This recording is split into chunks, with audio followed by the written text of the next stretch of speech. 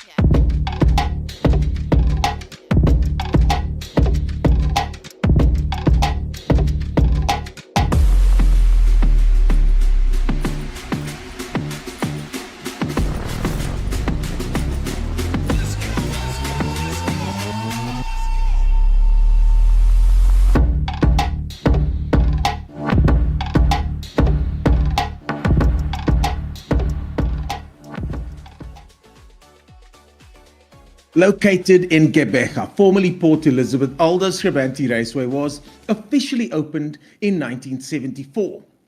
Respected by all, feared by some, but a challenge to every single driver that's ever laid a wheel on the circuit.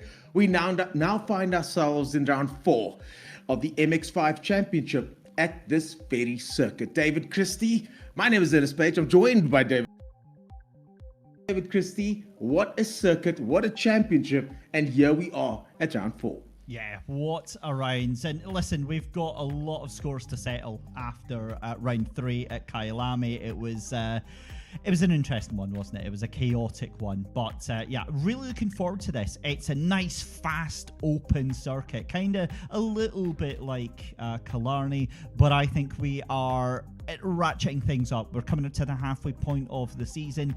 Like I said in the chat, this is now where the points start to matter. This is where the championship contenders really come into their own.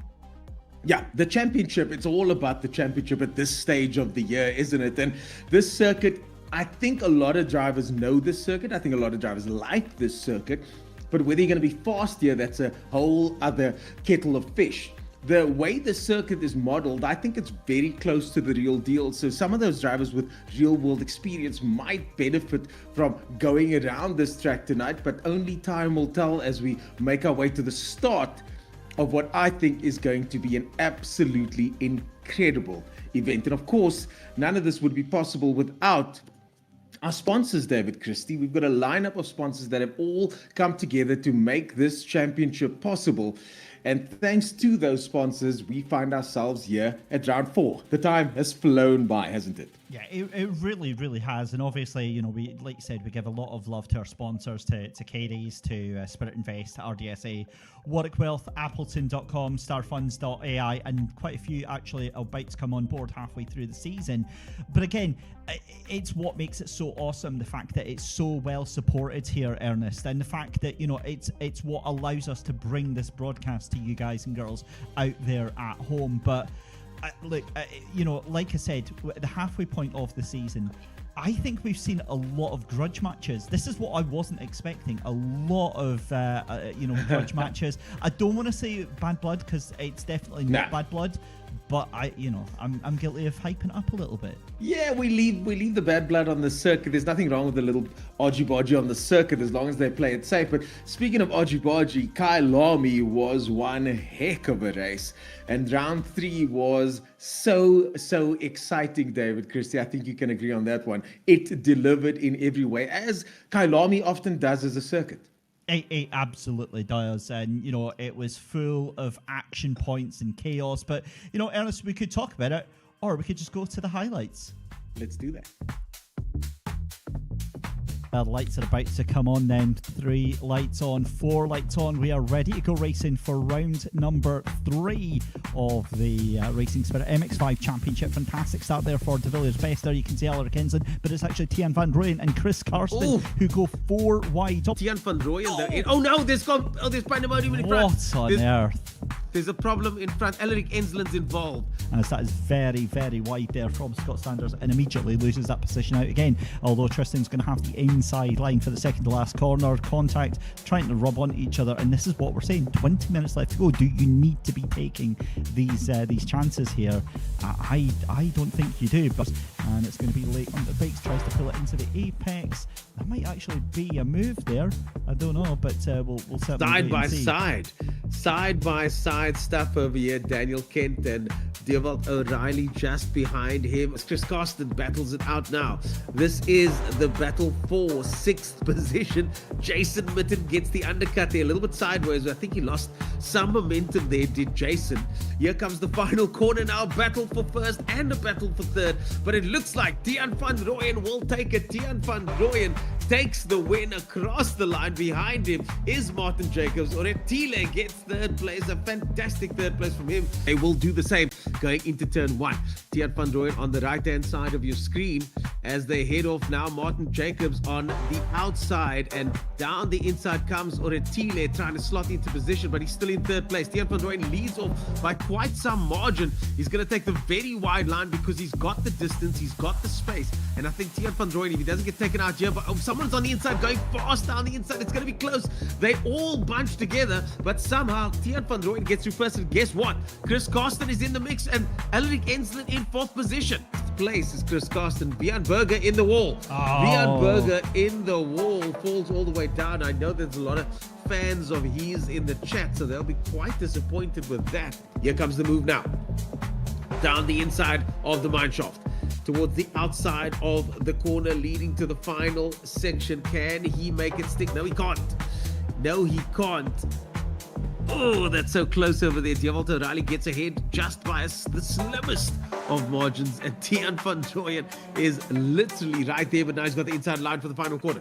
Look who's back. Dewald O'Reilly is back in the fight.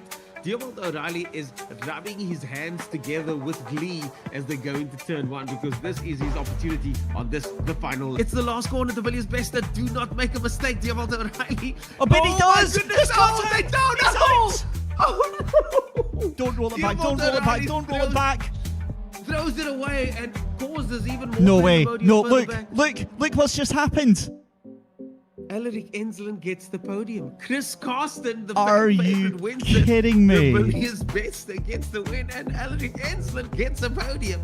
Who saw that coming? What the hell? Dispossessed of that win in the blink of an eye. Absolute chaos in the best way possible, David Christie, and that's what you can expect from the MX5 Championship. These cars are so closely matched, and so are many of the drivers, which means you end up in a situation where you've got these last lap final corner finales that are just absolutely epic, and you cannot script them any better than that. But now, where does that leave us after all is said and done when it comes to the championship standings? And there on cue is our man Tian van Rooyen right at the top of the standings. Martin Jacobs in 2nd place. De Villiers Best in 3rd place. But look at the battle for 3rd place, David Christie. You've got 150 points times 2, 149, 143.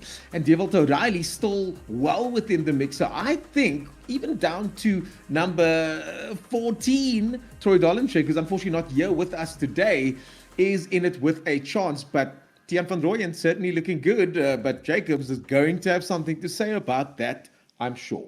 Yeah, 100%. As we shift over to look at the remainder of the drivers there, Tien Van Rooyen has been the man to beat through the course of the season. The stability, the consistency, that was actually the word I was looking for originally here. But given the fact that we've got this round, 2 races, and we've still got another 4 rounds after this, we come up to our feature race, which if I remember rightly, and I've got a really bad brain at the moment, you get it's a slightly longer race. So obviously it means more for the championship. That's still to come up as well. So again, I think there's still a lot to play for right now. I think it's too early to make any big looks into the championship or presumptions. But I think that this is now where the drivers need to make their mark, given that we've also got the drop round to come into effect as well. But round 4 already underway. Looks like we are ready to go into qualifying with just 6 minutes left to go in qualifying. Well, one of our sponsors, RDSA, Race Driver South Africa, the ultimate destination for world-class driver training. They specialize in motorsport and high-performance driving, and a proven track record of developing talent from karting to professional international racing elites like David Peddle, and the list goes on. I myself have gotten coaching from the legend Claudio Piazzamusa, Tristan as well, Tristan de Nobrega, and one of the tenets and one of the things that Claudio often talks about is that championships are won on the bad days. So these drivers need to make sure that even on their worst days, they score as many points as possible, get those points in the bag, and those are the points that are going to see you over the finish line at the end of the season. And it sounds counterintuitive, but I've seen it happen. I've had it experienced and happen to me, where you end up winning by 1 point or half a point or 2 points or whatever the case may be, and that point was secured somewhere at the beginning of the season on the worst day of the year. So all these drivers will have to maximize every single point, even though, as you say, David, and rightly so, it's still early days, but you got to get it. You got to be in it to win it. Oh, 100%. And it sounds like such a cliche, but we've seen this. We've been we're comparatively old people, Ernest. We've been around the block numerous times, so we know how this all pans out. Just when you think you've got it all figured out, something comes to throw a spanner in the works and really throw your season off here. And I think that's what we've seen throughout the course of this season already. And look at one of the drivers, for instance, at Kyalami, who was able to take advantage of that chaos. Alaric Enslin, we saw that last lap. The last corner pile-up. He was straight in there to get that podium and get that third position, and more importantly, get the points here. But I think it's going to be a very different case here at Aldo Scribante Raceway, purely because we see how wide open it is. It's not like Kyalami where you've got those tight hairpin corners here. It's really, really open, and a lot more opportunity, I think, for cars to get a little bit brave and maybe send it 2-3 wide here. Yeah, well, Alaric Enslin certainly knows how to thread his way through traffic, and he did it with such aplomb at the last race, and now he finds himself at the top of the standings with a 1:08.021, just 7/100. Oh, look at that, he's gone faster. I spoke too soon. Alaric now the first driver in the 107s. With a 107.9, Chris Carsten, De Villiers Best just behind him, as we now hop on board with the man himself. And look at that throttle position on the right-hand side. You've got gear, speed, and brake, as well as we now jump alongside the man himself. And David, let's take a lap around Aldo Scribante. I've recently been to the circuit, done quite a few laps, about 70 or so laps on the trot here. It is such an enjoyable track. And I tell you what, that corner that they just went through now, known as Hanger, it's not that flat in real life. The sim does not do it justice. So the drivers in the sim will be feeling the undulations. They'll be feeling the ups and downs as they go into the dip over there now. And this long sweep into the final corner on the track. And the circuit, as I say, it's so accurately modeled as well. But at the same time, wow, it's such a challenging circuit, yet so simple in many ways. Cape Town Killarney Raceway does not have an S bend or a chicane or like the S's at Aldo Scribante. If we go through this turn one over here, will happen upon those S's, and it's a corner that is very easy to get okay. but I think quite difficult to master. You've got to hug it to the right-hand side for long, just like we saw him do there, and really sacrifice. I don't much like to use the term sacrifice that often anymore, but you kind of have to give up the little bit on the first corner so you can make the second one. Yeah, 100%. It's all about sort of the momentum. It's about the flow of this track as we go down into turn 8, the tightest corner here, aptly named hairpin here. We'll actually guide you through some of the corners here with just 2 minutes left to go. If Alaric does do another lap here, we're going through the Bridgeton sweep.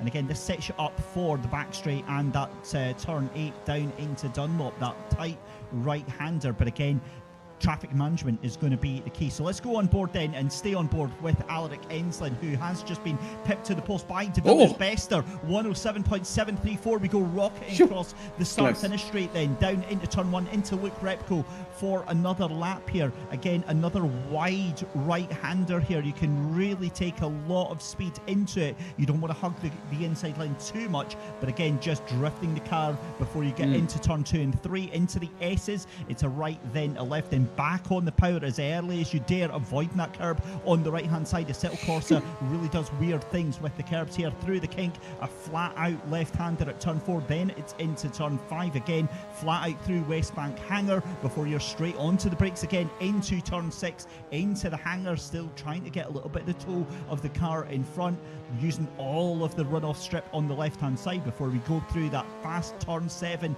Bridgeton sweep, using the banking on the right hand side to pitch the car into that left-hander, again using as much speed as you can. And this is a big lap time coming in for Chris Karsten. Just keeping my eye on that. Dunlop throw is going to be the final corner, and out of that, again using as much of the exit curb as you possibly can. But I think we're going to have a new pole time in Chris Karsten.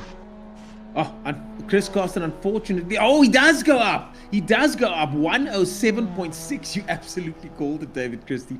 107.6. I thought at the sweep he ran a little bit wide, but clearly that's his line through there, and clearly it's working. 107.6. All of them are still on hot laps. The clock now ticking down. De Villiers Bester having now got the fastest sector with 25.190 as we hop on board with him, and maybe we could see De Villiers Bester snatch that pole position. He's currently in second place with Alaric Enslin in third. Let's not forget Martin Jacobs, as we see one of the cars go sideways in the background there, followed by Scott Sanders. Scott Sanders, of course, our fan favorite out there, isn't it right, Dan? It absolutely is, and that's what I loved about the YouTube chat as well, seeing how much support there is for the drivers. Great to see family, friends, everyone else all locked in and cheering on their favourite driver. But here comes De Villiers Bester. It wasn't a great sector 2, just 0.01 off, and he improves by just 0.01 of a second, so 1/100th of a second, but it's not enough. But what can Alaric Enslin do? I think he's scrubbed his final lap. We'll see as he comes across the line here. 107.796 was it, but he goes into pit lane, and that is going to be it then. And we have got, it looks like Chris Karsten on pole position there with a 107.687. De Villiers Bester in second position. So my goodness me, that was awesome. Awesome stuff.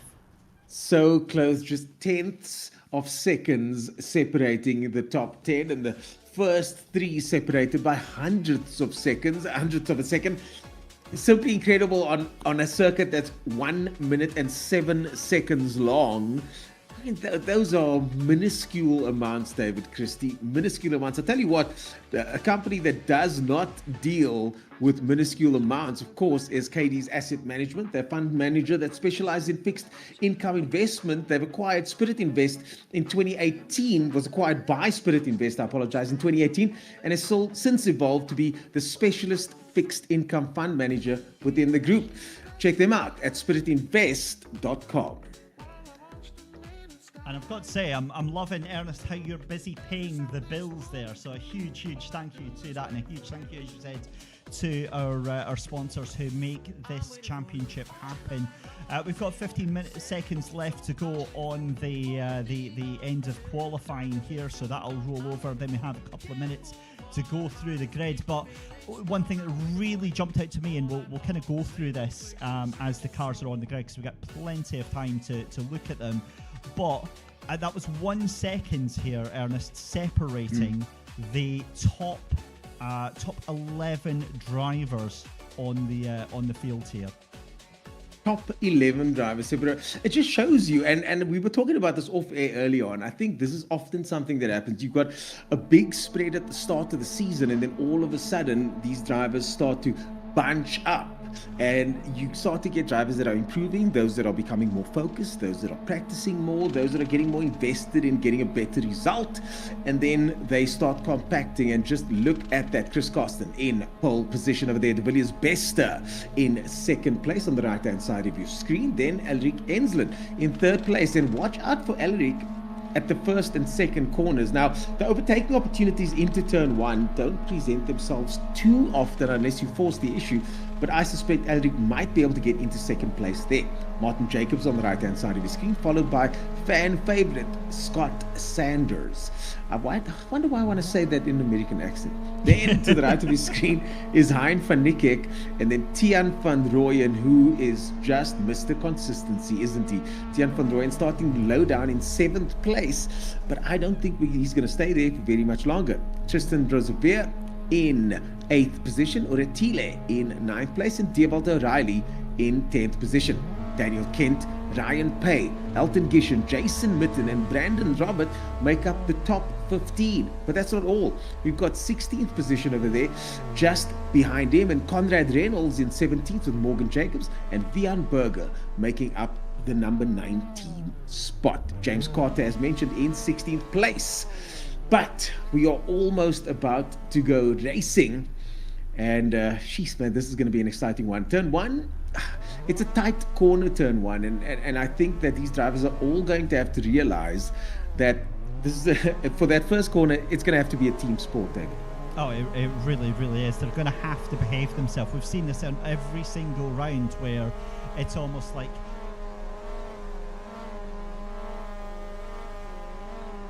I lost you there, David Christie. David Christie seems to we've lost you for a second. But yep, it is true. Every single round, things get crazier and crazier as the time starts to count down as we wait for the race to get going. We've got 27 minutes on the clock. We are moments away from what will be a standing start event. And I suspect we are going to be seeing an action-packed race into turn one. Now, when it comes to the next phase of corners, the S's is going to be chaos. I think it's going to be chaos. I don't want to call anything, but I suspect that the S's are going to be absolute pandemonium, because you're going to have two cars going side by side for sure. That is for sure. And then, of course, then after the S's is Hanger, the flat out corner where I think only one car can go through at a time. I don't think that we're going to be able to get two cars through there for the Hanger corner. That's for sure.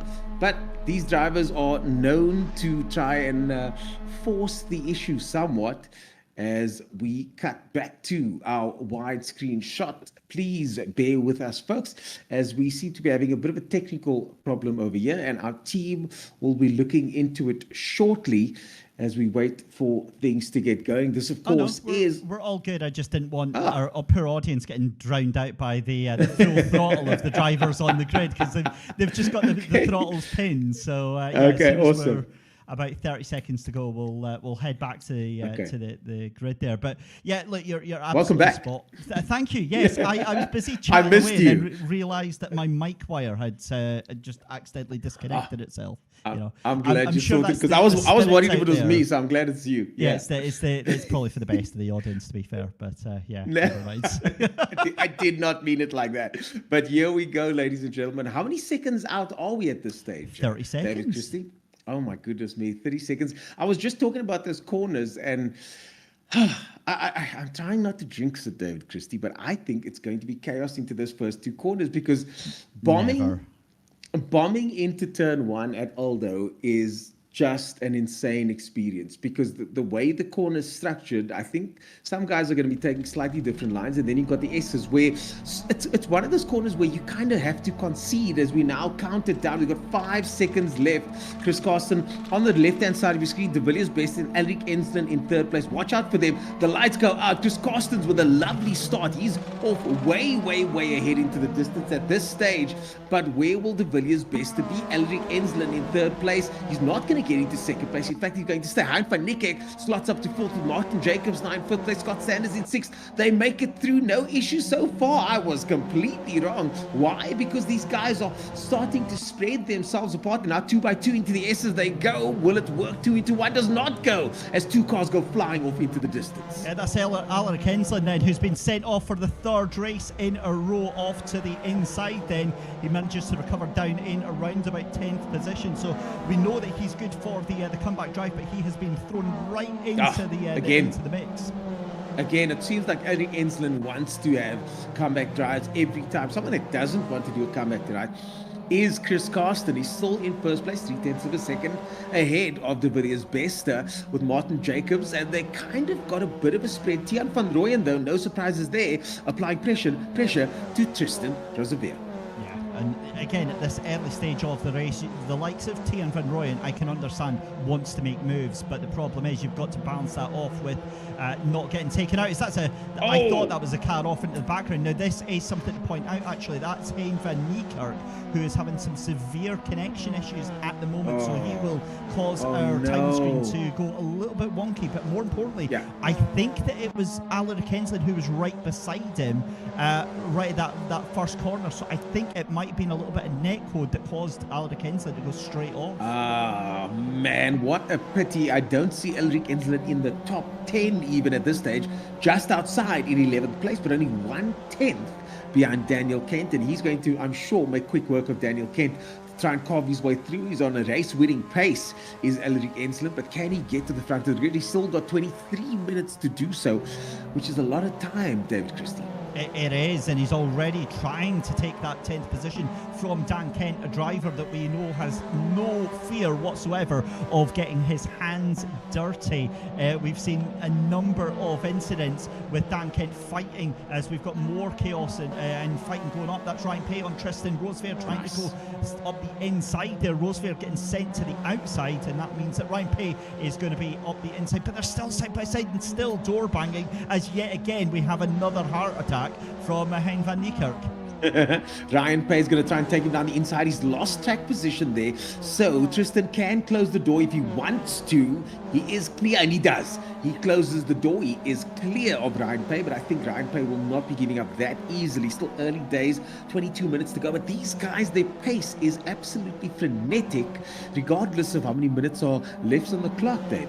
Oh, and here we go again. This is Chris Carson and Martin Jacobs up the inside. That's contact onto Martin Jacobs there, and that means that Hein van Niekerk fancies a little go at this as well. This is surely all going to end in tears. We said, it's a 25-minute race. How hard do you want to be racing?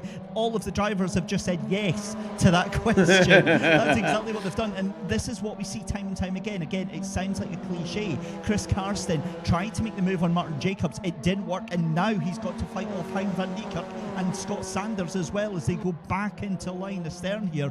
This is music to the ears of De Villiers Bester, though, as they go to scrub off another lap here. Any one of these 6 cars at the moment, true to life as MX5 Cup racing is, it could be anyone in the top 15 that could win this race right now.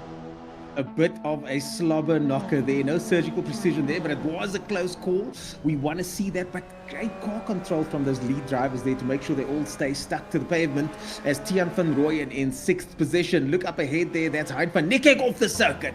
Goes Hein van Niekerk. Yep, that is Hein van Niekerk off the track, and unfortunately has to rejoin. And that when you have to rejoin, oh, there goes somebody else as well. When you have to rejoin like that, that's Elric Enslen on the grass. It feels like forever as you watch the rest of the cars go past. Elric Enslen clearly on the push. Oh, and so is Dan Kent, sends it up the inside, tries to lay onto the brakes, and Enslin has to go even later on the brakes there, so they're still side by side here. Fantastic racing between the two of them as we go on board with Alaric Enslin, and Dan Kent actually gets sent backwards fighting with Hein van Niekerk, so we get a ringside seat in the rear mirror here on Alaric Enslin up the inside, so close to contact. There is contact, and Dan Kent again is just throwing haymakers left, right and centre here. Oh, hooks, jabs, right and left. Daniel Kent, as you say, haymakers all the way. Iron Mike Tyson is his new name, and what a view we have of all the action, David Christie. I absolutely love this tail cam over here as we see Hein van Niekerk now taking the lead through the S's. Can he hold on to the lead? Lots of pressure, but both of them coping. And look at this. Here is another battle taking place right before our very eyes, and Alaric Enslin on the limit. Alaric Enslin on the ragged edge through the S's. Yep, on the ragged edge and taking a position away. So he's up to 8th position. That was Oratelli Motswagerselli in 9th position now, as Oratelli tries to make a move up, but again contact on the braking area, and Oratelli gets caught out now by Hein van Niekerk here. This is just amazing racing right now. Motswagerselli, I love when you get his name right like that. Awesome stuff. I know it's not hard with that accent of yours, David Christie. Don't ask me to say some of your native surnames from your side of the world, that's for sure. But I tell you what, Oratelli he's fighting hard. He's not giving up. He's pushing on, maybe a little bit overly aggressive in places, but this is MX5 Cup, and that's what it's about.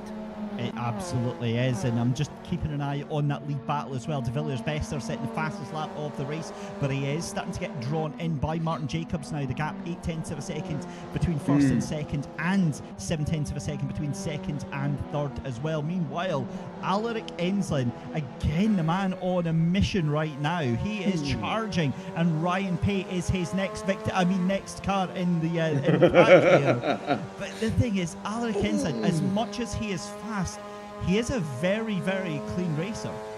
Yeah, so far so good, and hopefully that's not the commentator's curse. I was going to say, have I just jinxed it now? Closing the door, but look at that. As you said, David, clean and close, and he was nudging Ryan Pay through Hangar, which is not the place you want to be rubbing bumpers, but he managed to pull it off. And if you can do it and make the drive in front of you just a little bit more uncomfortable, then why not? As he tries to have a look around the outside, the final corner, heading towards the main straight now, he's going to try and get the undercut here. And look at that classic maneuver from Alaric Enslin. Beautiful stuff, and it was all about the entry into that corner. He set that up like an absolute peach, and we go side by side. But again, the fact that they're giving each other plenty of room here, love to see it. And Ryan Pay will do exactly the same. He tried to cut in, but he couldn't get into the apex of the corner. Alaric Enslin was there. There was a little bit of contact, and Alaric Enslin now released to catch up to this little tasty battle up in front. Scott Sanders versus Tristan Roosevelt.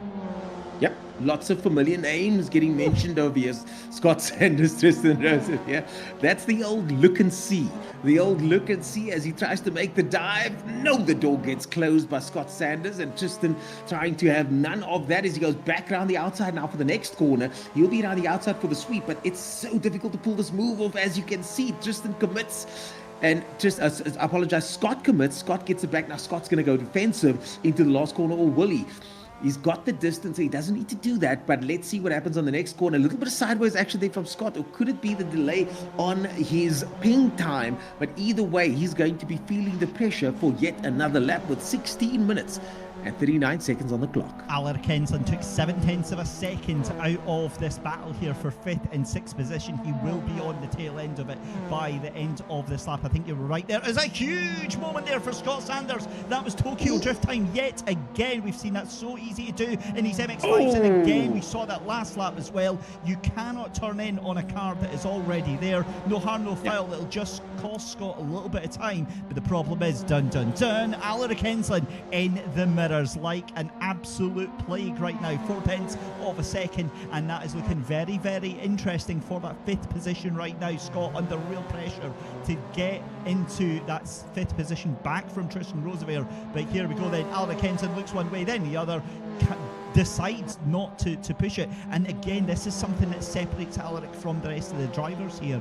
It's almost like it's worse when he doesn't make a move, because you know that he's just waiting. as he pushes through. So we start another lap.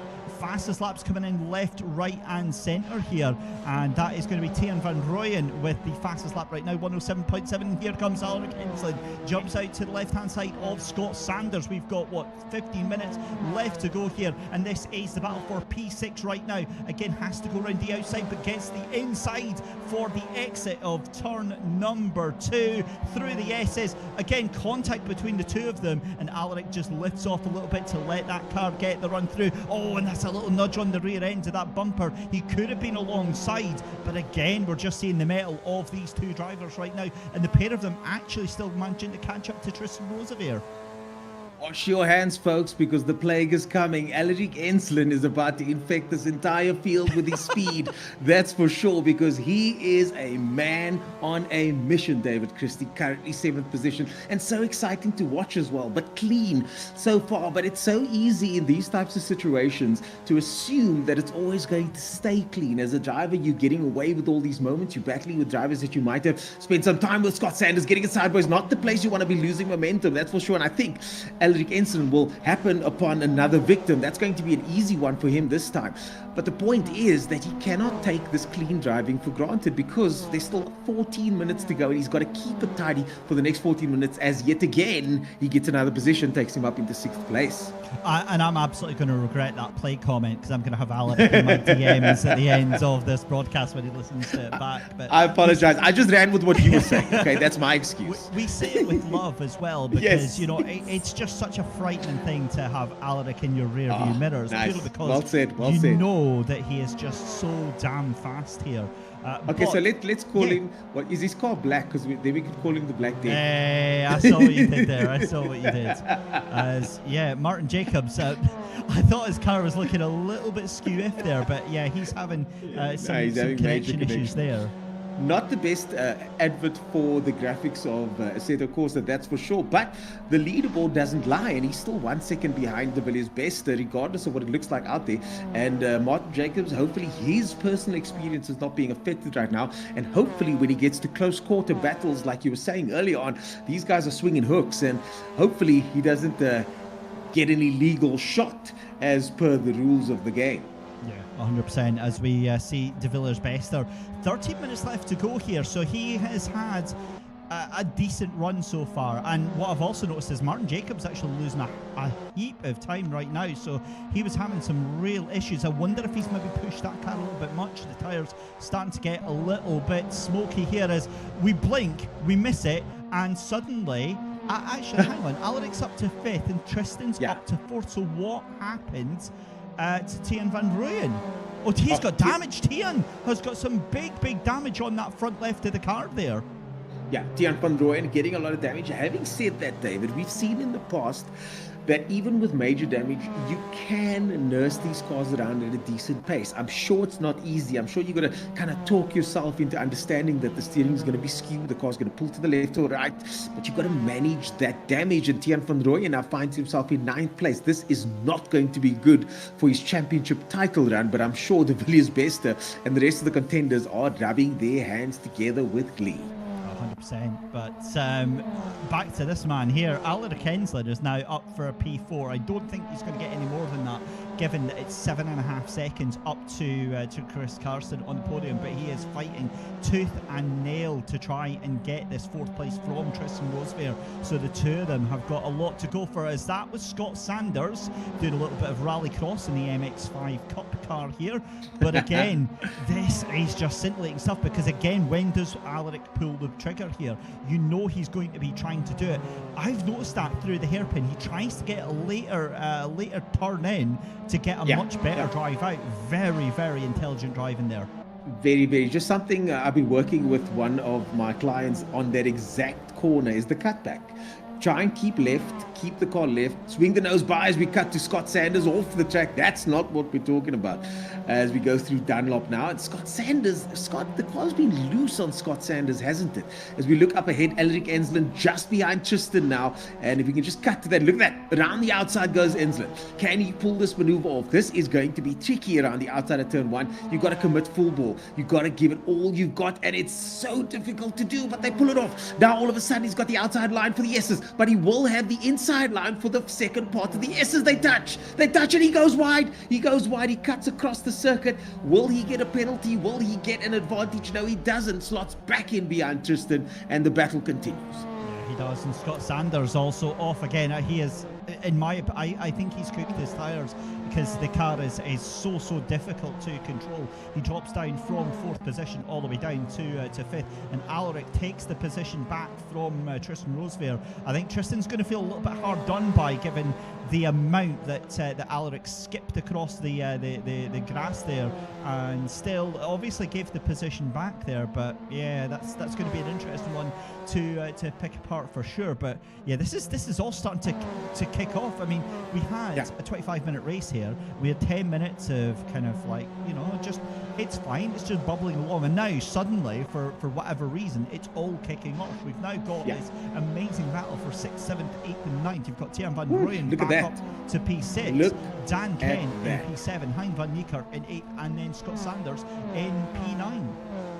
A gaggle of cars about to go to battle. We see the countdown happening in the background, and the countdown for all these drivers will be ringing true in their heads as they try and figure out how they can make anything happen in the next 9 minutes and 15 seconds as Daniel Kent runs wide once again. Can he slot in behind Tian van Rooyen? Tian van Rooyen's car does seem to be struggling, and I think he is going to be the cork in the bottle as they make their way through to the hairpin now. Such a difficult corner. You have to fully commit, but not overcommit, as you will then run wide, and it's quite tricky as we hop on board now with Daniel Kent. Through the sweep into the dip you go. Keep the car planted through there, but you can run wide and then bring it back over to the left hand side so you can get through Dunlop all in one piece to try and go onto the main straight as fast as possible. On the downshift he gets it sideways, and now Daniel Kent will be feeling the pressure from Hein van Niekerk down the main straight. Yeah, you can see the virtual pressure on his virtual face under his virtual visor. But if we go behind, there is Hein van Niekerk. What a shot.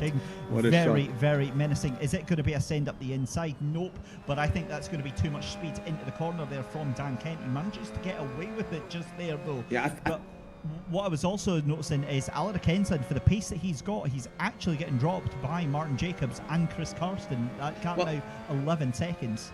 Well, if you look at Hein, I think Hein is actually not that fast through that first complex of corners over there. And I think Hein will be feeling the pressure from Scott Sanders if he doesn't tidy that up. I think he's overcommitting in some of the corners. Look at that. Look at that. I think Hein is a bit off the pace at the moment. And if we jump on board with Hein with the same camera, I think we're going to be seeing Scott Sanders trying to make a move pretty soon, at least at the end of the main straight and possibly into the S's. Let's hop on board and watch the action as the 13 of Scott Sanders has a look and see into the final corner. Now, onto the main straight, and I think this is where Scott Sanders might be able to get an advantage. I'm looking through the rest of the field. There's not much else happening when it comes to battles this close, so watch Scott Sanders into the first corner and then into the S's, because I think there's a move on the cards here, David Christie. Yeah, potentially. And again, what Scott's going to have to be careful with is, that's a sign from 2 weeks ago from Scott Sanders. But with Hein van Niekerk having these connection issues that he's got, I think Scott would be well advised to think very, very carefully about where he wants to put that car in, purely because it goes both ways. Scott won't be able to react quickly enough to whatever Hain's car decides to do, but Hein also might have issues predicting what Scott's car is going to do as well. As Scott goes again very late on the brakes, but this is all about the exit, and that's exactly what has just happened there through that hairpin through turn number 6 here, and this could be Scott Sanders setting things up very nicely indeed. Yeah, I think he is.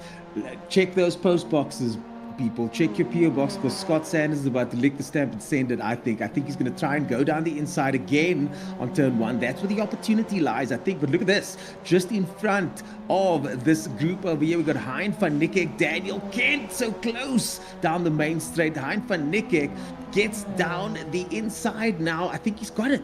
I think he might. That's Scott Sanders. I apologize. Scott Sanders got the inside line. That's risky business over there. That is risky business. Scott Sanders with great car control, but oh no, he's taken him out. Scott Sanders forces Hein van Niekerk, and luckily Hein does not hit anything, David. That could have been bad. Yeah, that was very, very unfortunate. I think that was a little bit of 6 and half a dozen, really, because they were both leaning on each other, and something like that is always likely to happen. I have to say, I think Scott Sanders he lost control of the vehicle. He did not have control of the vehicle, and the touch, I think, was certainly his fault. Whether the stewards will agree, as we see somebody going wide over there, somebody flying off the Try to figure out circuit. who that was there. Yeah. They just China went also away. Diavolt O'Reilly. Looks like Diavolt was it? No. Diavolt O'Reilly, No, 13th he's place, still absolutely fine. still on the They're track. still on. Oh, is that Oretile? I see Oretile just rejoining over there. Yeah. And by now the cars would have rejoined. Oretile down in 12th position. Uncharacteristic. I think it was him. It could have been, but he is in 12th position. Ryan Pay just ahead of him, and there are battles all over the place. Is all I can say. Yeah, 5 minutes left to go in this first race of the evening here from Aldo Scribante Raceway here. This has absolutely been everything we thought it was going to be here tonight. I think race 2 is going to be a bloodbath. I really think we're going to be in for some absolute cinema, as the kids say. But you know, race 1 has been fantastic. We have to talk about De Villiers Bester. What a commanding performance for him to be out in the lead. What a different race it could have been for Chris Carstens and Martin Jacobs. But when it comes up to this part of the season, I don't think they're going to be too unhappy with getting second and third. Yeah, I don't think so either. All things considered, De Villiers Bester with a solid result, Chris Carstens. But because the championship leader is not at the top of the standings, I think everybody else will be happy to collect some points and now start to, again, get an advantage where they can. It's not over yet, though, because Tiaan van Rooyen is still in the mix, just behind Tristan. Goes around the outside. That's difficult to pull off. We see nobody really pull it off today, David Christie. I haven't seen anybody execute that move flawlessly at this stage, so not the best idea. As we go on board now with Tiaan van Rooyen, your current but maybe potentially not still championship leader, slots in behind Tristan. With just 3 minutes to go, he's going to have to go for it now. This is one of the closest battles, if not the closest battle on circuit, down into the braking zone. It's a bit late, but he's going to do it anyways. Tristan heals. Tristan does heal, but now Tristan's got the line going into the sweep. This is going to be interesting stuff, David. I thought that was too wide, yeah, for Tiaan, but he keeps it on. He keeps it on, does the cut. He does the cut back, and now this is the cutback we were talking about here. If he can turn it in tight, get a late apex. He stays wide though. He stays on the outside line. He's going to slot in behind Tristan. He's still got a couple of laps to pull something off, and now all of a sudden Daniel Kent starts to have a look. But look at that run. Look at the speed that he's got. Can he go down the inside? Will Tristan cover? No, he doesn't. I think Tristan's car's damaged. I think his car's slow.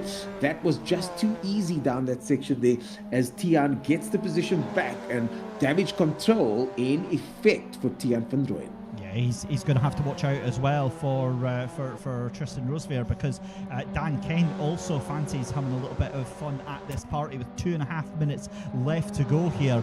This is setting itself up to be an awesome finish to this race. It also looks like Ken van Niekerk trying to have another go at Scott Sanders here, so that little battle might not be over just yet here.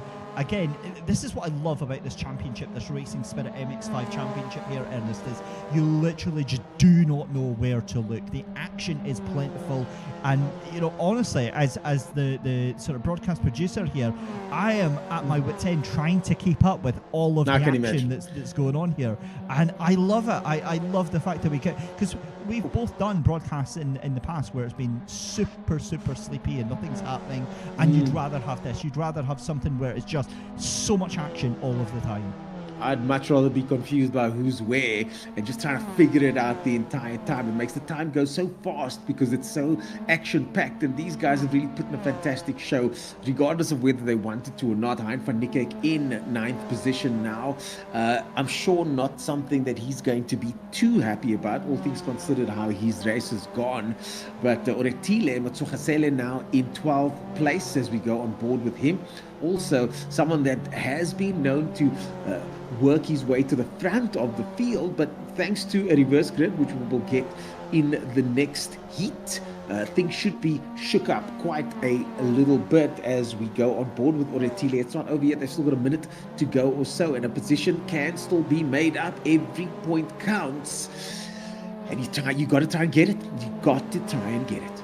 You absolutely do. So this is the battle for 11th and 12th as well. But you've also got Dewald O'Reilly just behind them. So he's wanting to try and make this happen as well. But we go back to the fight for 8th position. Scott Sanders versus Hein van Niekerk. Then we come on to, I believe this is the final lap of the race. I don't think the race leader is going to get across the line to make it one more lap. So this likely is going to be the last lap that we are on just now.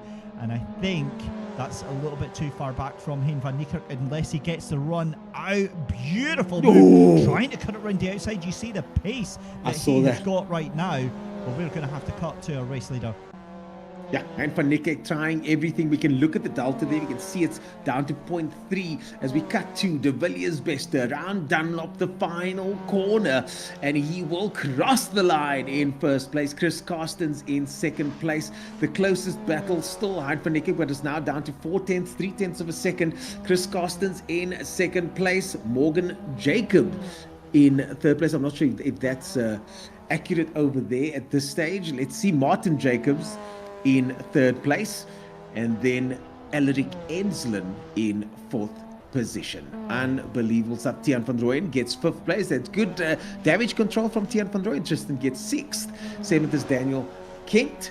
And Scott Sanders brings up the top 8. What a... Oh, across the... Oh, my goodness me.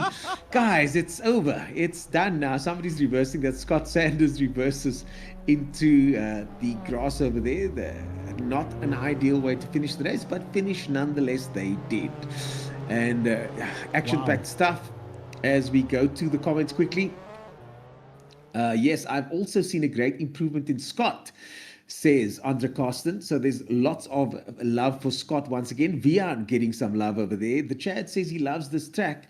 And the Chad also says very good racing. So far, so good when it comes to this race here today. David Christie is not over yet. We've still got more action up ahead. But before we go into the action, just a quick word from one of our sponsors. We mentioned KDs earlier on, kds.co.za. Check them out. And then I also mentioned spiritinvest.com. They provide leadership consultancy and investment in the underlying portfolio of companies. Spirit Invest has owned, managed, and been a material investor in listed companies in the UK and in South Africa. Check them out at spiritinvest.com. Now back to the action. Shortly we will have reverse grid. David Christie, I got to say, reverse grids. I had this exact conversation with Coach Claudio from RDSA, one of our sponsors, of course, on your screen right now. And I reverse grids, I'm not the biggest fan when I'm in it, but I absolutely love watching it. Oh yeah, no, like when I'm taking part in it, I crumble like a cheap suit. That's I cannot deal with the pressure on that one. The thing is though, it's a great leveler for the second race, for the championship as well, because for a lot of these drivers who maybe don't see themselves as fast, this is how you get the experience. This is how you learn to get your elbows out. This is how you learn to fight in a pack. And potentially finish up a significant amount of positions more than based on your qualifying. What we do tend to see though is the faster drivers, so likes of De Villiers Best or Chris Carson, Martin Jacobs, they have to then fight their way through. They have to get back through the traffic. Now, if they end up on the podium again, you know that is a heck of an effort. You know that they have really put in the work this second time around to get that. Yeah, of course, they're 100%, and they will have to, but winners win. As Kevin Harvick, multiple NASCAR Cup Series champion, said this week, and never a truer word spoken, winners win. And guys like Elric Enslen often find themselves to the front of the grid. The guys that we see bleed our championship, Tiaan van Rooyen, for example, he manages to find a way. Some of those moves we saw earlier on, I would have loved to see these drivers pull them off. We saw some incredible moves and some of them just didn't stick, but it's only the first race. Now that the nerves have subsided a little bit, I suspect we're going to see some big moves in the second race and hopefully not too much pandemonium on the first lap. Yeah, for sure. I'm just watching how we've got lined up. I'm a little bit confused because my timing tower is showing that De Villiers Bester is actually starting up on pole position. So I'll figure that out. Chris, so maybe the reverse grid hasn't worked out, but we'll see anyway. But we've got a couple of minutes to go. The cars are on the grids and they're getting themselves sorted out. So again, as a racing driver, Ernest, I'd be very interested to hear what your thoughts are. You know, what goes through your minds of, say, the second race of the day? Is it all that different to the first? Do you take a lot of lessons from what you did in the first one? Yeah, I think once the first one is done, you got to understand that, or think about the fact that a week, 2-3 weeks of thought goes into that first lap and that first race. And by the time the first race is done, you kind of think to yourself, you know what, I'm so glad it's over. Now I can settle the nerves. I can go into the second race and then consolidate, whether it's consolidate more points, consolidate doing the same thing, coming up with a different strategy, a different plan. What I tried didn't work. Now I'm going to try something new. So I think the second race is oftentimes, unless there's big stakes involved at the end of the season, I think the second race is obviously a much more of a calmer affair, at least internally.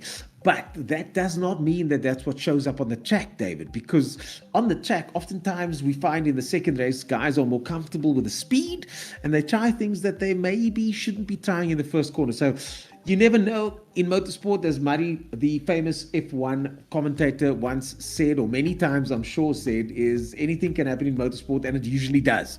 So we don't know what's going to happen, but something's going to happen. Oh yeah, and we'll do our very best to be there when it does happen. But I'll bring you over to what we've got then here, Ernest. And as you can see here, it looks like we've got De Villiers Bester on pole position from Chris Karsten, alongside our wonderful track marshals, Bob and Bob, standing waving the green flag.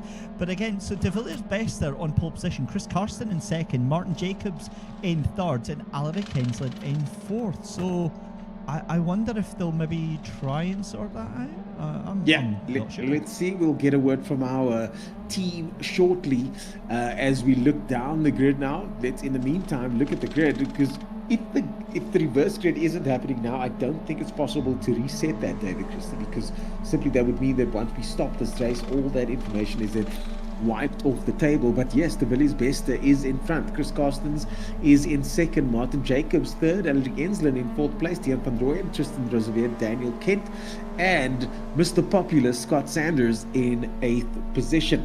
Hein van Niekerk, I suspect, will be carving his way through and hopefully not getting into any incidents like he has in the last race. But Tiaan van Rooyen will be happy with fifth this time, I think, because that's kind of where he ended off in the previous race, and he could potentially strike from that distance. Now, someone that we know is poised to strike, and that is Alaric Enslin, of course. De Villiers Bester, Mr. Consistency. Let's see how he does in the front there with Chris Karsten, someone that I tipped from the beginning of the season when I hopped into the first practice room.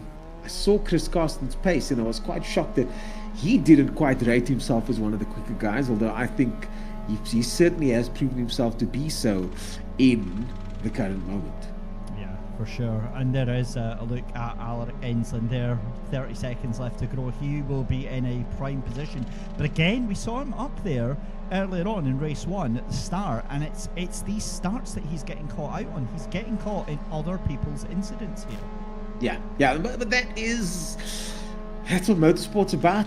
Don't get caught in other people's incidents. And I'm mentioning Coach Claudio a lot because that's kind of part of the coaching philosophy of RDSA, is live to fight another corner. As speaking of corners, the first one is about to come upon us as De Villiers Bester on the left of your screen. Watch out for Chris Karstens on the right.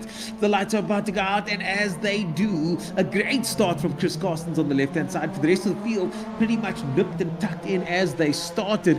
But here comes the first corner now, and Chris Karstens will lead us. Oh, look at that. Chris Karstens gets into the lead. Only just Chris Karstens around the outside. Can he maintain that outside lead? It's going to be close. Are they going to leave each other space? They touch into the S as they go now, but this is going to be a tricky section here. Chris Karstens could come out on top, but he could also come out on the grass. Let's see what happens. Yeah, there we go, side by side through the S's then, and it is still Beautiful. a 5-car centipede. Beautiful. 6-car, 12-car centipede of MX5s heading through on this first lap. It's all very, very orderly so far.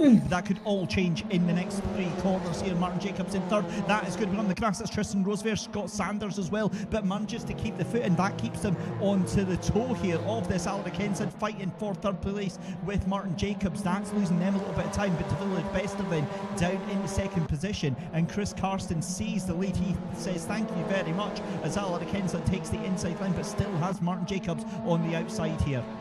I have to give compliments to all these drivers. That was a sensational bit of driving, and that's what we saw. We spoke about it early on. They've already got the jitters out. They've had the experience of race one. Everybody's clearly kind of figured out where they are in relation to everybody else and how to drive with the other drivers on this track.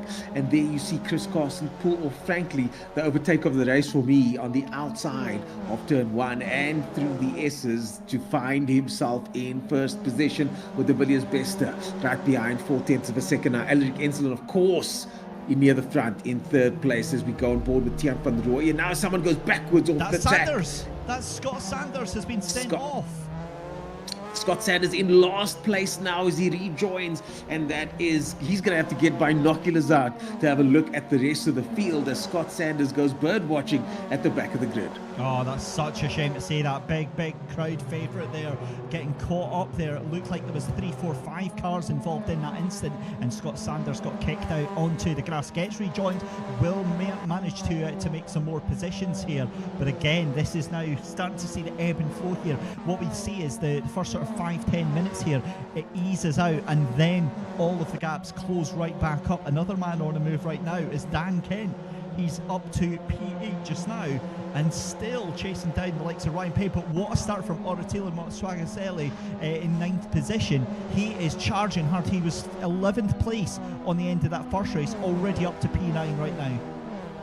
P9 position for Attila, and we're going to be seeing a hard charge. Look at this group of cars there with Daniel Kent in the absolute mix over there. There's a car in front, there's a car behind, there's a car behind that, and this is so difficult. Everybody's having a look to see where that gap is as we cut to Martin Jacobs, who also is applying pressure to Tiaan van Rooyen, your championship leader. Martin Jacobs just 1/10 of a second behind, tucked in through hanger sweep. Now coming into the hairpin, is he going to try and make the overtake? He has a look. Does he? No. Look at the brakes. Martin Jacobs late on the brakes, but Tiaan van Rooyen even later still. Tiaan van Rooyen really does have that corner figured out, I suspect, and Martin just not able to get him under brake. He's going to have to be a bit smarter about this overtaking maneuver. Again, I think Oh, so. Tiaan's off! Tiaan's off!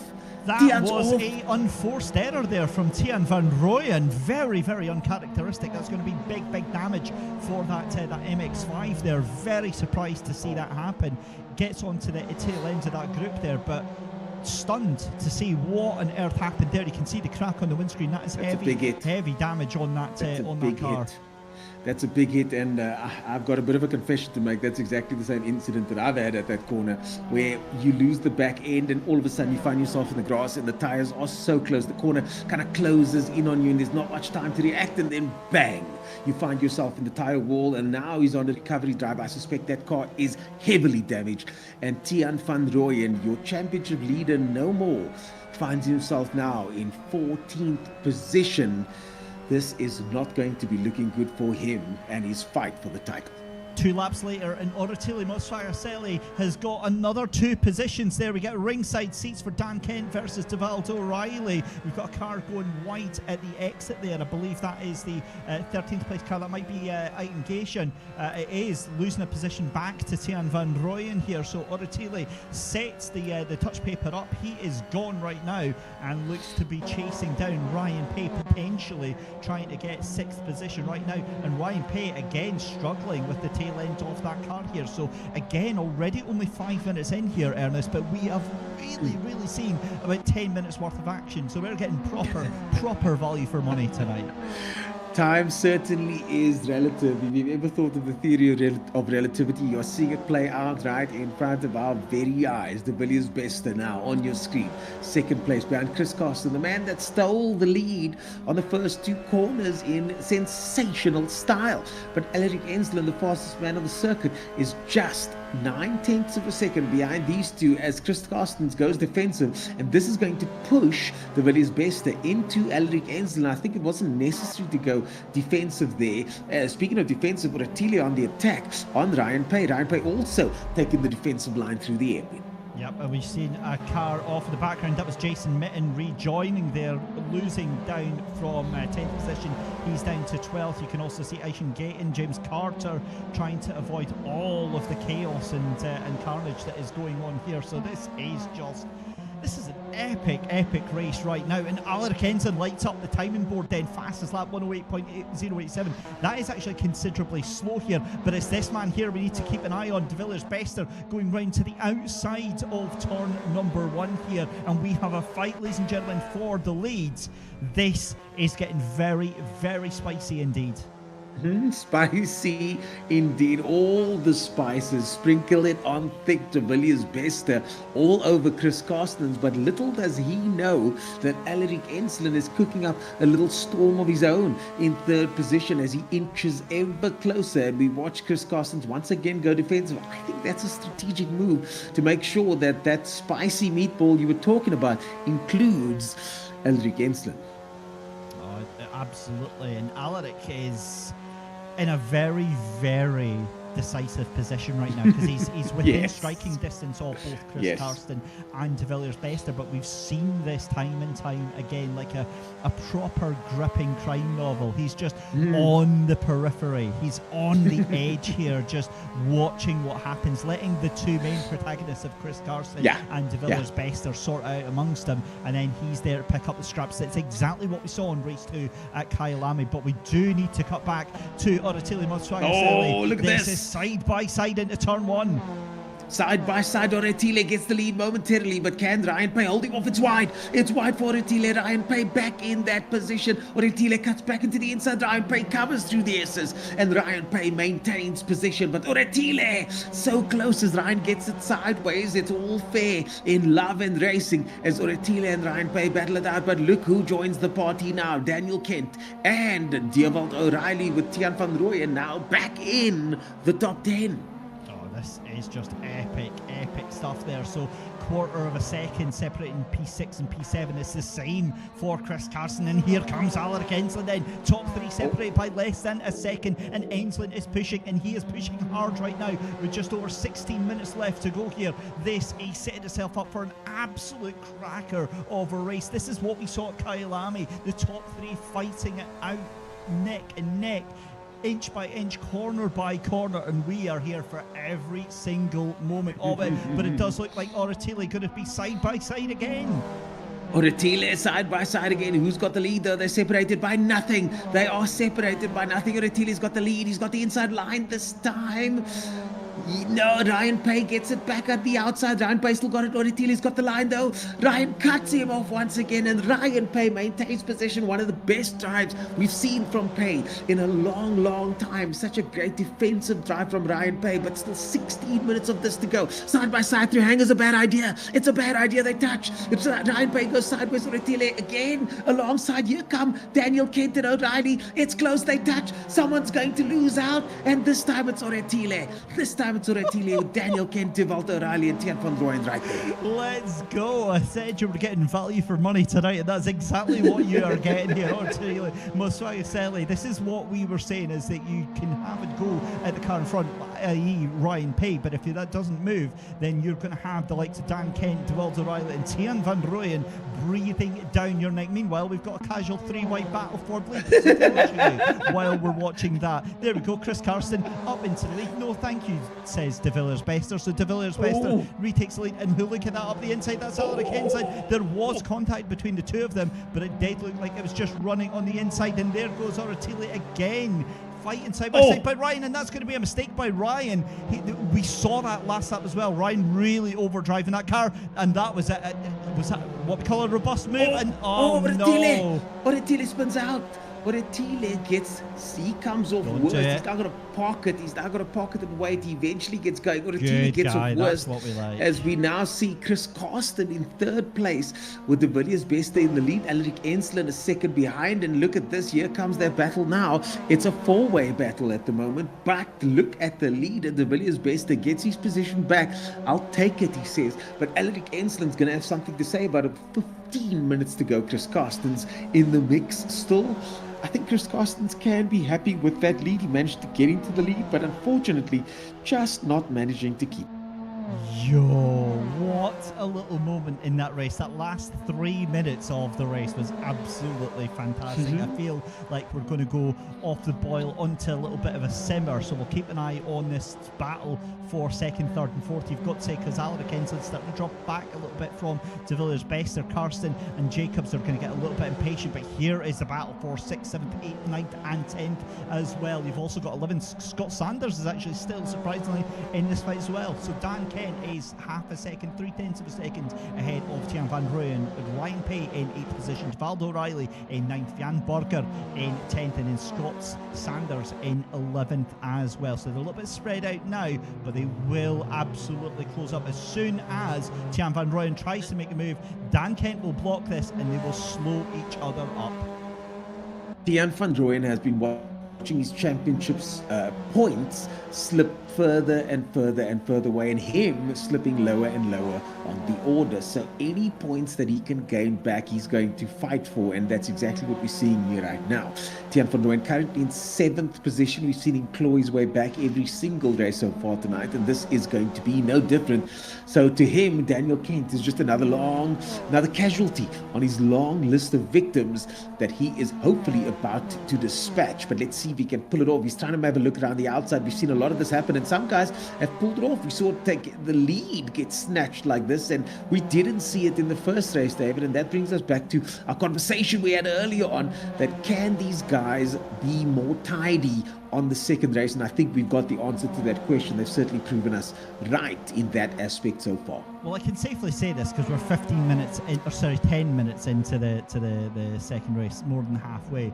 This has been the cleanest start to the second race we've had all season. So this has been brilliant. Yeah, but it's not been boring. It's not been dull in any way whatsoever, because they've still been fighting tooth and nail. And this is what I love, is over the course of the season, we're seeing the drivers learn who they can fight with, learn who they can play with. Yeah. But there's confirmation. De Villiers Bester just absolutely on it now. 107.755, second gap to Aldo Scribante. But Dan Kent, I think, is in a real marked position here. Yeah, I think we saw a reversal of order earlier on, and now we're seeing the true order of the pace of these guys with De Villiers Bester, possibly the fastest man out there. But speaking of fast, we got Daniel Kent in the Mazda MX5 on the outside. In this, the Mazda MX5 Championship cuts back to the inside. A brilliant move from Daniel Kent. Can he pull it off? Can he pull it off? No, the nose gets cut off. He's doing crisscrossing left, right, left again. And Daniel Kent showing some fantastic racecraft. Just not able to pull it off though. But can he do it through the top of the sweep over here, the hanger as they call it? And it is one of those corners that will hang you out to dry if you don't pull it off. And look at that, Daniel Kent down the inside. Oh my goodness me, no, that's Tian Van Rooyen, I apologize, who gets ahead. Daniel Kent in just behind him still.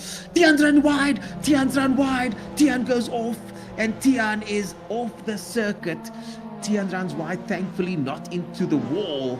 And Tian Van Rooyen's fairy tale comeback has come to another halt. It's not over yet, but certainly another chapter has been written in the fairy tale that is Tian Van Rooyen. Yeah, and that was just a remarkable recovery drive. Remember, Tian Van Rooyen involved in that lap 1, lap 2, heavy contact where he made a mistake and went sideways into the wall, went down to about P14, climbed all the way back up into P9, and that drops him down now about 2 seconds behind that fight for 6th position. Dan Kent still leading this gaggle of cars behind him. Let's jump on the rear view mirror of him on the rear seat there, and it's a great look back to Valdo O'Reilly, Ryan Pace, Scott Sanders and Jan Berger now also trying to make this happen as well.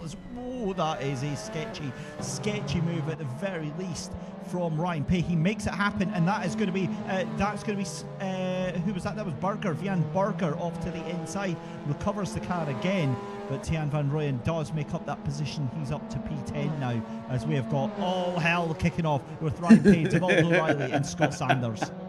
Yeah, hell hath no fury like Ryan Pace scorned Can he maintain that 7th position? Scott Sanders is going to have something to say about that. That's for sure. DeValter O'Reilly certainly will too. And what is an MX5 race without a random MX5 getting flung Go on, out boys, into three the wide. boonies? Oh, 3 wide into turn 1. 3 wide into turn 1, but 3 into 1 does not go. And someone has to concede, and Ryan Pace slips back behind Scott Sanders. Scott Sanders gets ahead. DeValter O'Reilly still the 3rd in this trio. And now Ryan Pace finds himself in a Scott and DeValter Savage, but Scott makes a mistake. Scott makes a mistake and now heading towards Hanger. Ryan's got the momentum. Ryan and DeValter have the momentum. They should have the momentum into the hairpin. Round the outside, round the inside. Who's going to have a look first? It looks like 2 cars. It's actually 3, David.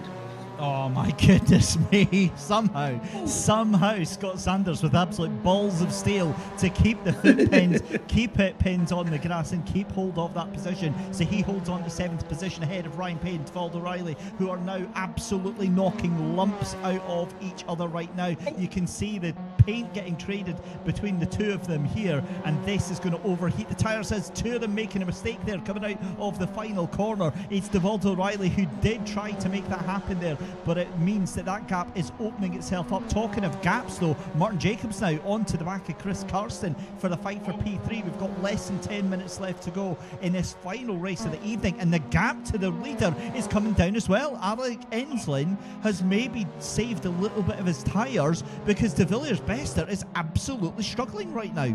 Yeah, De Villiers Bester just 7/10 ahead. I do think he is managing that gap ever so slightly, but let's keep an eye on that. But I tell you what, someone that did not think that he'll be managing 4th, potentially 3rd position was Chris Carstens when he was in the lead early on. He managed to carve his way into the lead with an incredible maneuver on the first 2 turns, but now threatened by the ever game Martin Jacobs in 4th position, just 0.5 of a second. And look at that, David. We spoke too soon, or at least I did. You called it early on. Elric Enslin had the fastest lap, but look at that. Chris Carstens suddenly snatches it away. Now, Chris Carstens is back in the game. You know, you can't write any of these guys off, can you? No, you absolutely cannot, and I think that'll be one to be looked at after the race. The Aldo O'Reilly, we saw it in the picture there, a little push to pass on Ryan Payton, destabilised the car and managed to get that 8th position back there, so be interested to see how that all pans out. But again, we're seeing here the gap between De Villiers Bester and Alaric Enslin now 7/10 of a second going up to about 8/10 of a second. So there's certain parts of the circuit that De Villiers Bester likes, and there's certain parts of the circuit that Alaric Enslin likes here.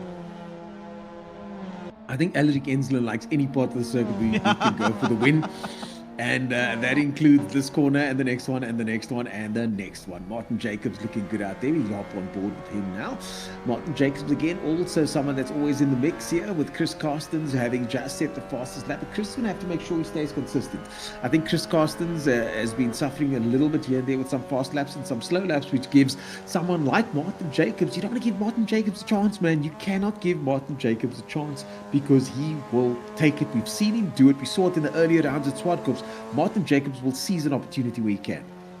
Absolutely, and you have to. That's the problem with this.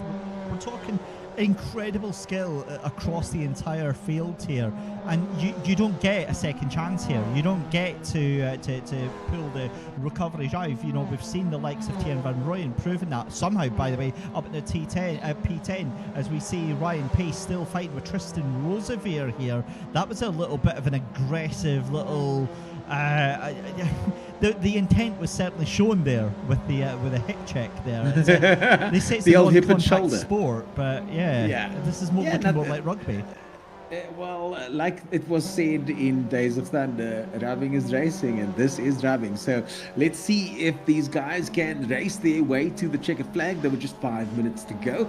So far, the order looks like this. De Villiers Bester, top left of your screen, and top spot so far. Elric Enslin still with that 8/10 of a second, and that's what I suspected early on, David. I think De Villiers is managing that gap. We've got a back marker there that manages to stay out of the way. Chris Carstens in 3rd place with Martin Jacobs just half a second behind him. Chris Carstens with the last lap of 107.972. He's going to have to maintain that pace, but that's a heck of a fast lap at this stage of the race. Yeah, 100%. And you know, we're seeing just the pace that they've got through the course of this race here has just been absolutely sensational here. You can see there the comparison the last couple of laps here from Chris Carson and Jacobs. He had a lap ago, he was about 2 laps ago, he was 2 tenths faster, but it's been Chris Carson that's been consistently on the money in terms of the performance tonight. It does look like we're starting to see things even out now. 5 minutes left to go, and I think that we're now starting to see the most of the fighting is kind of behind us now. I suspect so. We started to see things settle down ever so slightly, and while that's the case, I think I'm going to do one of our sponsor shout-outs. Of course, motorsport will not happen without sponsors, and of course one of our big sponsors, Appleton.com, their fiduciary services provider with the highest level of service attention and professionalism, of course efficiency. They've been independent since 1992 and totally focused on will and estate management. Check them out at appleton.com. Now back to the action. De Villiers Best is still your leader. Ulrich Ensslin in second place. Chris Carstens in third. Martin Jacobs in fourth. All these familiar names bubbling to the surface as the talent often does. And look at this battle here. Things are getting a bit wild over here for 8th and 9th position, David. I jinxed it, didn't I? I said that the fighting was mostly over, and here's Aldo Riley and Tiernan Van Rooyen to say, yeah, no, not quite, because also Scott Sanders, the man of the hour, fancies a little bit of this as well. He could be trying to take on Dan Kent just in a couple of moments' time here. He has the pace. Does he have the tenacity to send it round Dan Kent? Dan Kent is a wily fox here with 3 minutes left to go. You better believe that he is going to make that MX5 the width of a London double-decker bus just to make sure that car behind him does not get past. But talking of behind, you've also got Aldo Riley still onto the back there of Tiernan Van Rooyen. Tiernan Van Rooyen, of course, a familiar name to our fans out there and to fans of the MX5 Championship, as Aldo Riley and Tiernan Van Rooyen now go sideways side by side into turn one. Oh, that's going to be close. That's going to be close. Oh, there's contact again. That's Scott Sanders with Dan Kent. Now, it was in picture-in-picture. I don't think there was any contact there, but I think that was just Scott Sanders overdriving that car there, and Scott really going to have to fight very hard to hold on to a top 10 position, because here comes Tristan Rosevear and Ryan Pay, and that is going to be like blood to a shark. Tristan Rosevear sends it one way, then the other has going to have the overspeed right now, and that's going to be a block there from Scott Sanders. Scott Sanders goes defensive, and you are so right. Tristan Rosevear smells blood in the water, and the Jaws music starts to play as him and Ryan Pay suddenly look for their next victim in the shape of the now stricken Scott Sanders. We saw him earlier on with a wild spin out. I almost missed that one, and it gets a nudge. Looks like he got a bit of a nudge there into the final turn as they make their way to the straight. Now it's the final dash to the finish. 1 minute and 30 seconds left, and now these guys, it's going to get aggressive up in here, David Christie. Oh my goodness, I feel like this is going to be an absolute bloodbath going into turn number one. There it is on the outside then. Tristan Rosevear tries to send the car around the outside, but he's going to have to watch out because here comes Ryan Pay as well. Ryan fancies a little bit of this action as well. They go through turn 2 and 3, that's through the S's, and then it is going to be the run down through 4. That is the kink on the left hand side. Then it's down into 5 and 6, then into the hairpin here. This is getting very sketchy indeed, because Rosevear really wants this. He sends it one way, then the other, late onto the brakes. He's got the outside line, that'll cut to the inside line, but the problem is he took too much speed there. That allows Ryan Pay to get the exit here.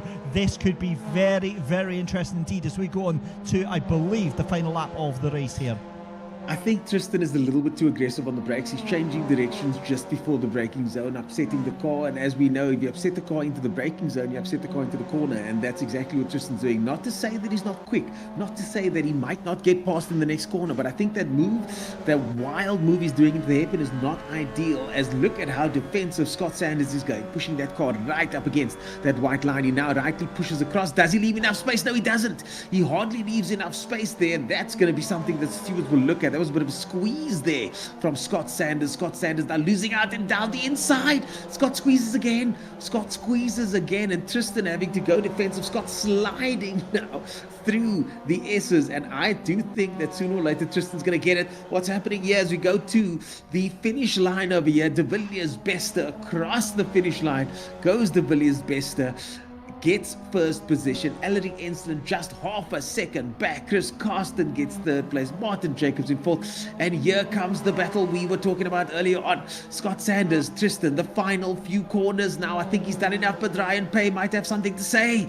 Ryan Pay at the back of this grouping of cars goes around the outside, goes around the inside. It's nose to tail, but the order stays the same. It will be our man Tristan that crosses the line just behind Scott Sanders, with Ryan Pay making up the rest of that sandwich just behind them. What a finish. What a race. Wow. Congratulations to De Villiers Bester then taking the win. Alaric Ensslin with that second position. Chris Carson in thirds. That was a fantastic podium there. And I'll be honest, that was a crazy finish to this race. I think they'll all be very happy with how that went down. But I mean, there was just like I love that there was about a 10-15 minute chill period where it was relatively relaxed. We got to enjoy everything that went on there, and then it was just very difficult to take your eyes off it.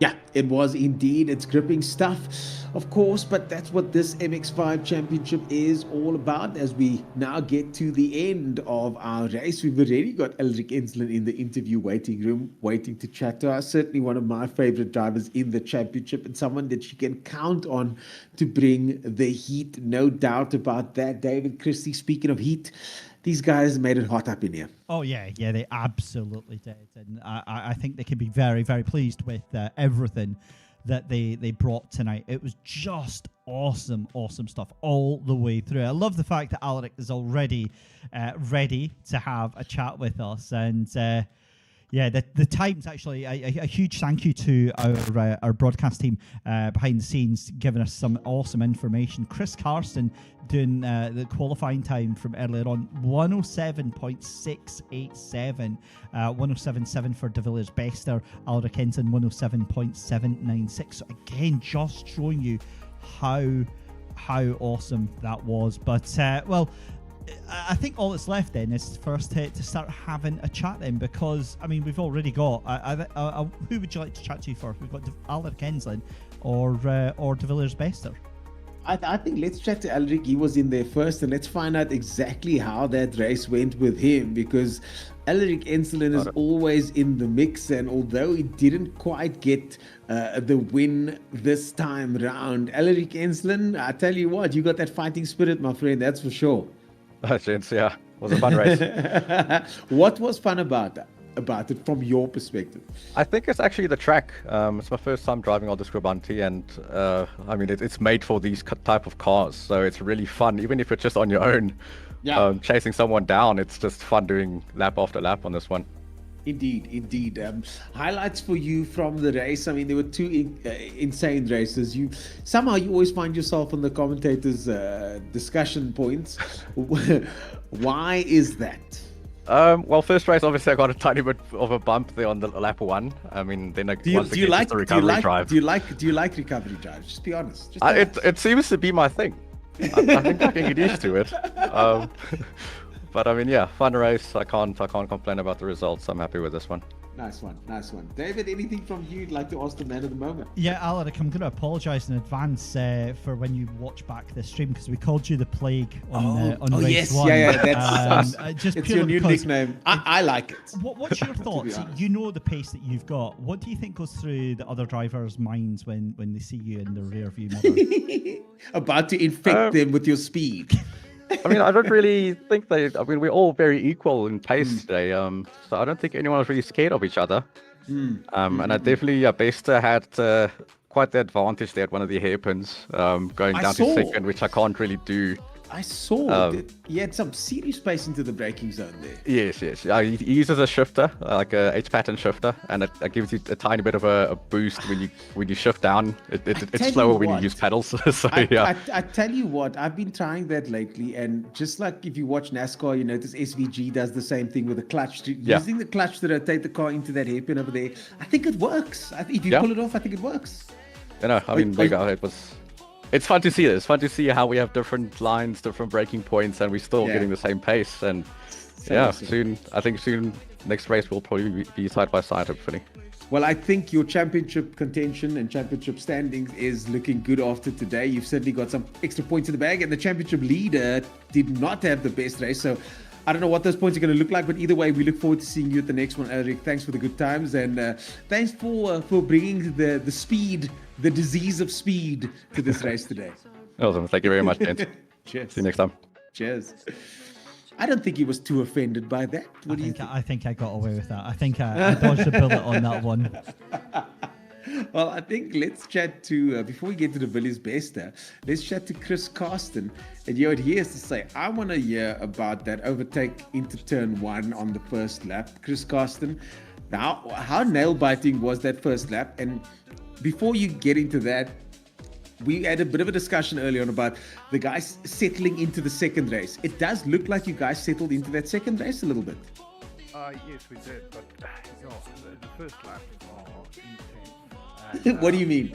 Oh man, I can't keep the pace with this guys on my behind. Wow, it's incredible. It's really nerve-wracking, and I'm But that's for me. That's overtake of the race. That first lap overtake was flipping insane, man. It was absolutely but yeah, it was great fun as always, and I my hat off to Martin, to De Villiers and Ulrich. They are absolute monsters on the track.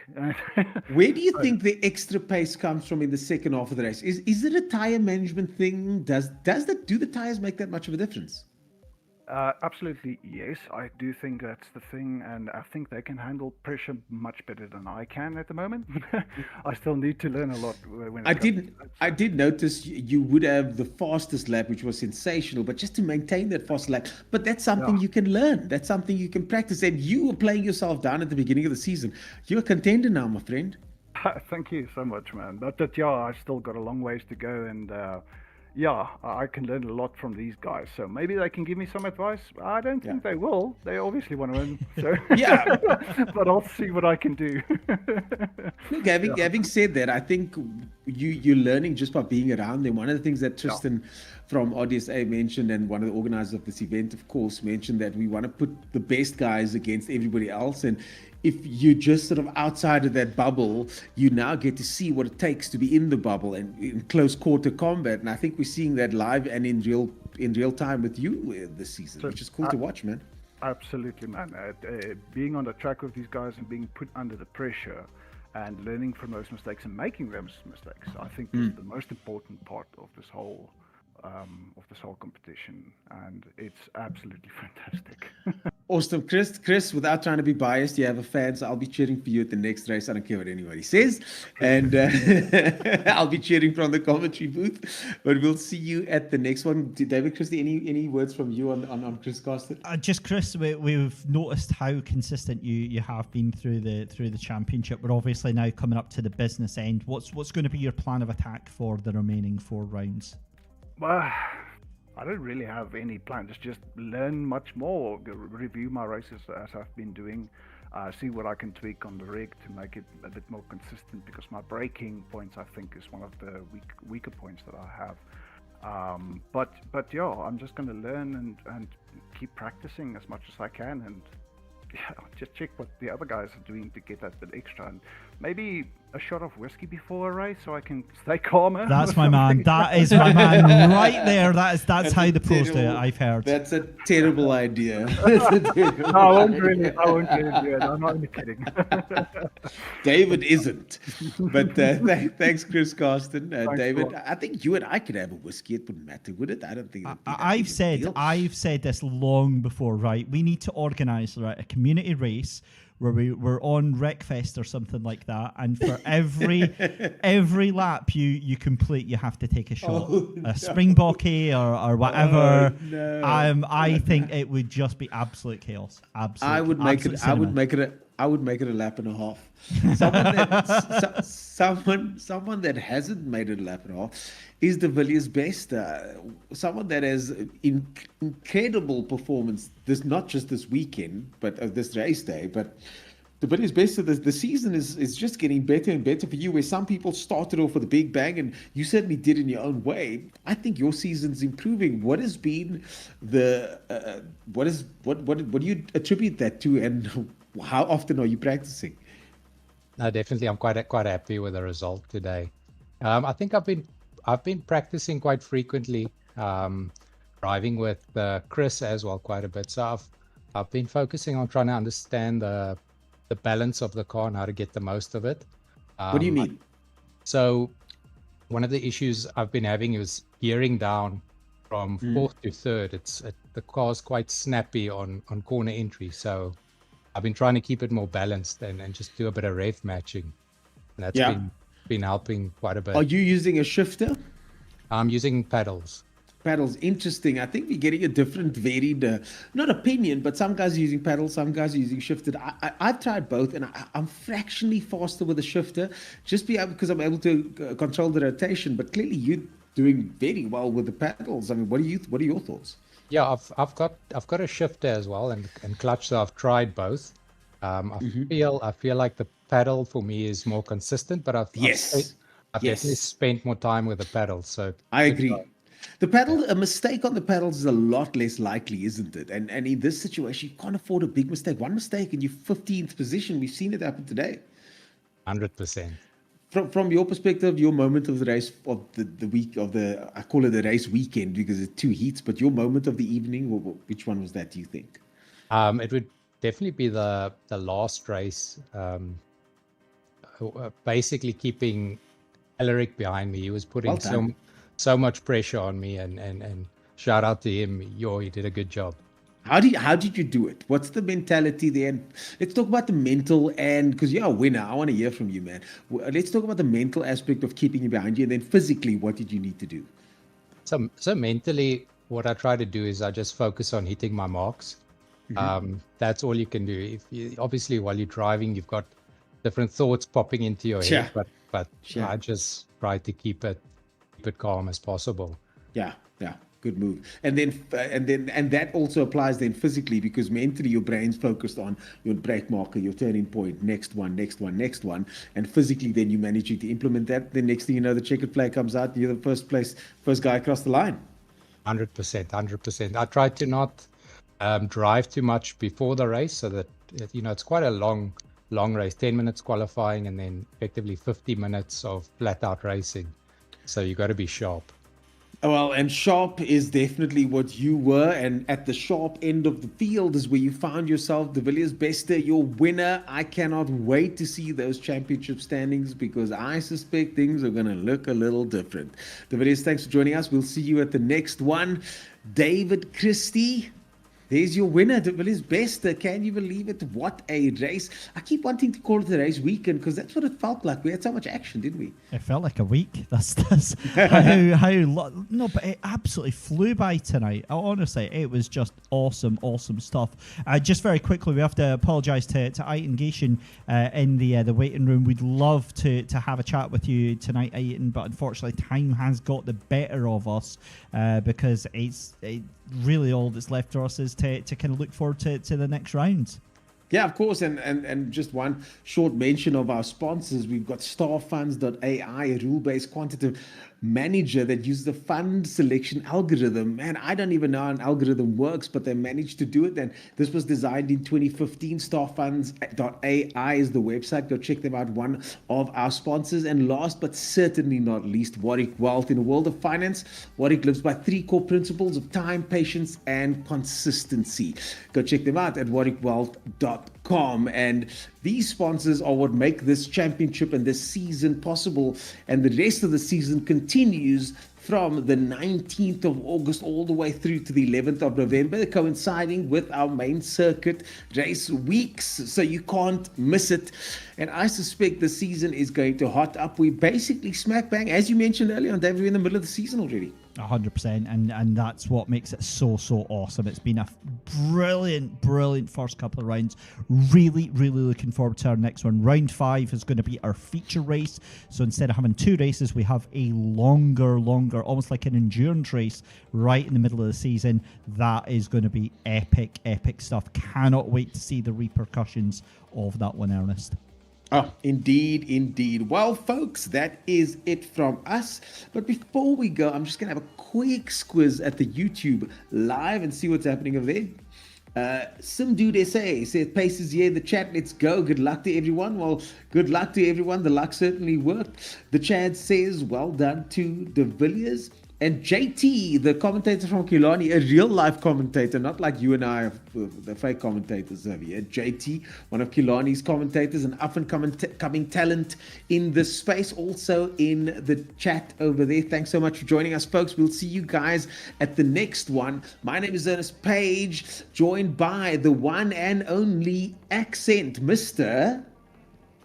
David Christie. This is the part where you come in. Okay. Well, no, I mean, we've got to be careful because we use a very different introduction when we do that to each other. But my name has been David Christie. He has been the man, the myth, the legend, Mr. Ernest Page. It's been our absolute pleasure to have you here tonight for the Racing Spirit Sim Championship, and we return in just a couple of weeks' time.